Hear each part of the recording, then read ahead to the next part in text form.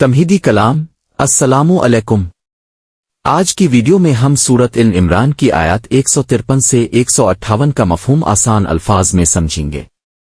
ان آیات کا پس منظر غزوہ احد کے انتہائی نازک اور اہم واقعات سے جوڑا ہوا ہے۔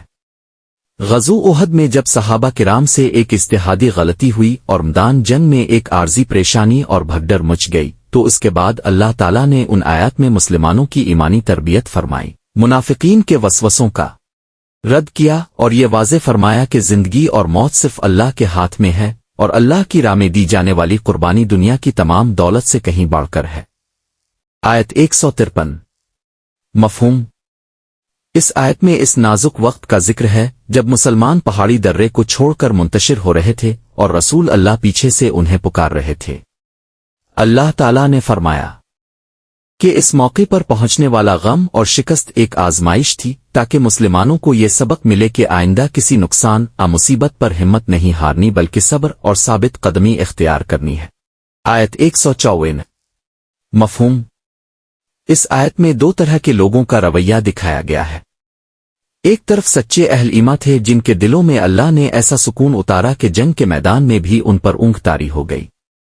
دوسری طرف منافقین اور کمزور ایمان والے تھے جو صرف اپنی جانوں کی فکر کر رہے تھے اور اللہ کے بارے میں برے خیالات رکھ رہے تھے۔ اللہ نے واضح فرمایا کہ تمام فیصلوں کا پورا اختیار صرف اللہ کے پاس ہے۔ اگر کسی کی موت لکھی ہو تو وہ اپنے گھر میں ہی کیوں نہ بیٹھا رہے تب بھی موت کی جگہ تک پہنچ جائے گا۔ یہ سب اس لیے ہوا تاکہ دلوں کے چھپے ہوئے راز ظاہر ہو جائیں۔ آیت 155 مفہوم۔ غزوہ احد میں جن مسلمانوں سے پیچھے ہٹنے کی لاپرواہی ہوئی ان کے بارے میں اللہ تعالیٰ نے فرمایا کہ شیطان نے ان کے کسی پرانے عمل کی وجہ سے انہیں بہکایا تھا، لیکن چونکہ ان کی نیت میں برائی نہیں تھی اس لیے اللہ نے انہیں معاف۔ یقیناً اللہ تعالیٰ بہت معاف کرنے والا اور بردبار ہے۔ آیت 156 مفہوم۔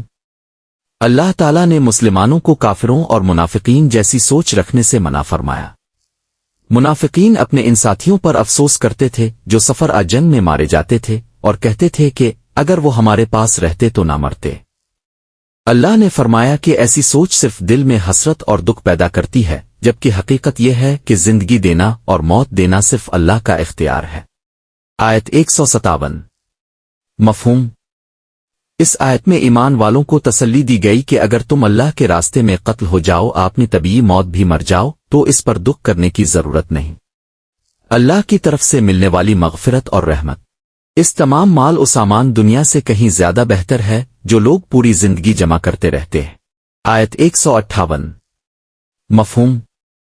اس آیت میں ایک عظیم حقیقت بیان کی گئی ہے کہ تم چاہے اپنی موت مرو یا پھر اللہ کی راہ میں شہید کیے جاؤ، بالآخر تم سب کو دوبارہ زندہ کر کے اللہ ہی کے سامنے پیش ہونا ہے اور اپنے اعمال کا حساب دینا ہے۔ خلاصہ، ان آیات کا بنیادی پس منظر عہد کی جنگ اور اس کے بعد پیدا ہونے والے حالات سے ملا ہوا ہے۔ جب میدان جنگ میں صحابہ کرام سے ایک اجتہادی غلطی ہوئی اور مسلمان پہاڑی درے کو چھوڑ کر منتشر ہونے لگے تو اس وقت رسول اللہ انہیں پیچھے سے پکار رہے تھے۔ اللہ تعالیٰ نے اس نازک اور کٹھن وقت کا ذکر فرماتے ہوئے وضاحت کی کہ مسلمانوں کو پہنچنے والا یہ غم اور نقصان ایک ایمانی اور تربیتی آزمائش تھی تاکہ وہ آئندہ کے لیے کسی مصیبت یا نقصان پر ہمت نہ ہارے بلکہ صبر، حوصلے اور ثابت قدمی کے ساتھ حالات کا سامنا کرنا سیکھیں۔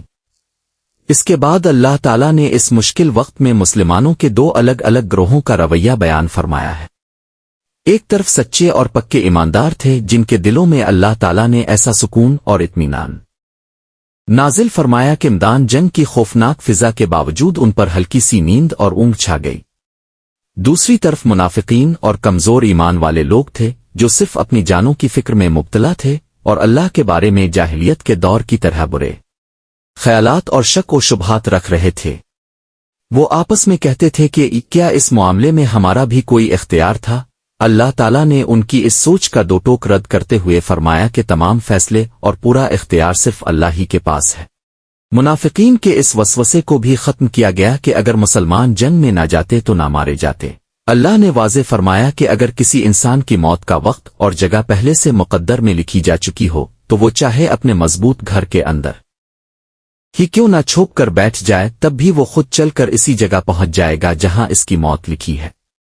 یہ تمام حالات اس لیے سامنے لائے گئے تاکہ اللہ تعالیٰ دلوں کے اندر چھپے ہوئے رازوں، سچائی اور کھوٹ کو بالکل ظاہر کر دے۔ اس موقع پر جن صحابہ سے لغزش اور لاپرواہی ہوئی تھی، اللہ نے ان کی نیت کی پاکیزگی کو دیکھتے ہوئے اعلان فرمایا کہ شیطان نے ان کے کسی پرانے عمل کی وجہ سے انہیں بہکایا تھا، لیکن اللہ نے انہیں معاف کر دیا ہے کیونکہ اللہ بہت معاف کرنے والا اور بردبار ہے۔ آخر میں ایمان والوں کو کافروں اور منافقین جیسی حسرت والی سوچ سے دور رہنے کی ہدایت دی گئی ہے جو اپنے ان ساتھیوں پر افسوس کرتے تھے جو سفر جنگ میں مارے جاتے تھے۔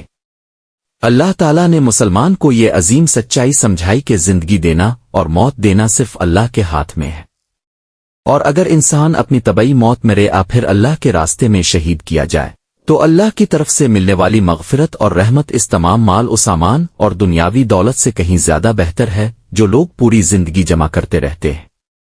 بالآخر ہر انسان کو اپنی زندگی کا سفر مکمل کر کے دوبارہ زندہ ہونا ہے اور اپنے تمام اعمال کا حساب دینے کے لیے اللہ ہی کے سامنے پیش ہونا ہے۔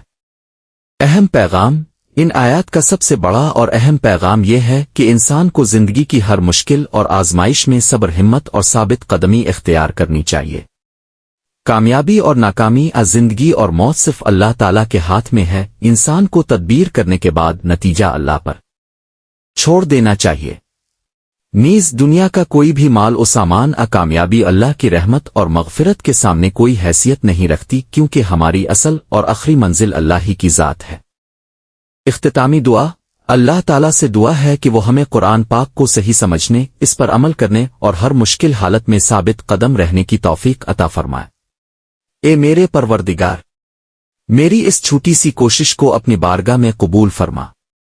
اگر آپ کو یہ وضاحت پسند آئی ہو تو ویڈیو کو لائک کریں اور چینل کو ضرور سبسکرائب کریں تاکہ مزید دینی معلومات اب تک پہنچتی رہیں۔ اللہ آپ کو جزائے خیر دے۔ آپ سب پر سلامتی اور اللہ کی رحمت ہو۔